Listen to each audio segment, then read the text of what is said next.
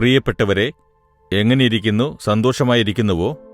ഈ ബോട്ടിൽ പോകുമ്പോൾ യേശുക്രിസ്തു ഗലീലിയ കടലിൽ തോണിയിൽ യാത്ര ചെയ്തിരുന്നില്ലേ? പത്രോസിന്റെ തോണിയിൽ.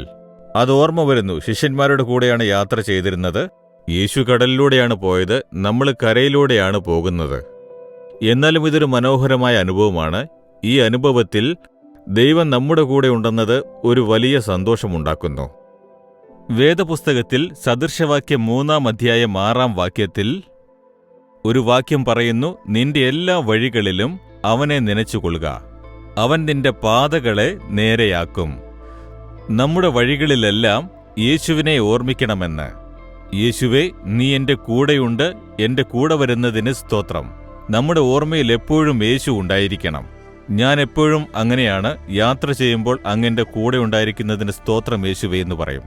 ഒരിടത്തിറങ്ങിയാൽ ഇതുവരെ കൂടെയിരുന്നതിന് സ്തോത്രം യേശുവേ എന്ന് പറയും.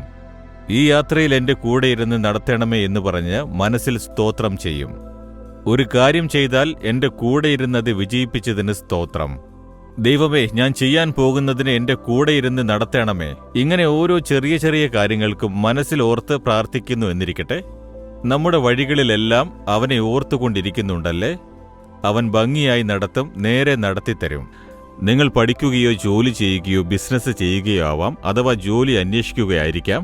ഏത് പരിതസ്ഥിതിയിലായാലും അല്ലെങ്കിൽ ശുശ്രൂഷ ചെയ്യുകയാവും. എല്ലാറ്റിലും യേശുവിനെ ഓർത്തുകൊണ്ടിരിക്കണം. അങ്ങെന്റെ കൂടെയുണ്ട്, അങ്ങെന്റെ കൂടെ ഉണ്ടാവണം, എന്റെ കൂടെയിരുന്നെന്നെ നടത്തണം. മനസ്സിൽ എന്നും യേശുവിനെ ഓർത്ത് നിങ്ങൾ സ്തുതിച്ചുകൊണ്ടേയിരിക്കണം. ഓരോ കാര്യത്തിനും അവനെ സ്തുതിച്ച് ഓർത്തുകൊണ്ടിരിക്കുകയാണെങ്കിൽ അവൻ എല്ലാ കാര്യവും നേർവഴിയിൽ നടത്തിത്തരും. അവൻ ഇഷ്ടമില്ലാത്തതിനെ തടസ്സപ്പെടുത്തും. എല്ലാം ശരിയായ വഴിയിൽ അവൻ നടത്തും. അങ്ങനെ യേശു നടത്തണമെന്ന് ആഗ്രഹിക്കുന്നുണ്ടോ? എങ്കിൽ നിങ്ങൾ പറയൂ, ദൈവമേ, എന്റെ വഴികളിലെല്ലാം ഞാൻ അങ്ങയെ ഓർത്തുകൊണ്ടിരിക്കും. അങ്ങെന്റെ പാതയെ നേരെയാക്കി നടത്തണമേ. അങ്ങ് നടത്തിയാൽ മതിയെന്ന് പറഞ്ഞു നോക്കൂ. ഭംഗിയായി തെറ്റായ കാര്യങ്ങളെ തടസ്സമാക്കി ശരിയായ കാര്യങ്ങൾക്ക് വഴി തുറന്ന് നിങ്ങളെ നടത്തും. അങ്ങനെ പ്രാർത്ഥിക്കാമോ? ദൈവമേ, യേശുവേ, നീ എപ്പോഴും എന്റെ കൂടെ തന്നെയുണ്ട്. ഞാൻ എപ്പോഴും നിന്നെ ഓർത്ത് വഴി നടക്കണം.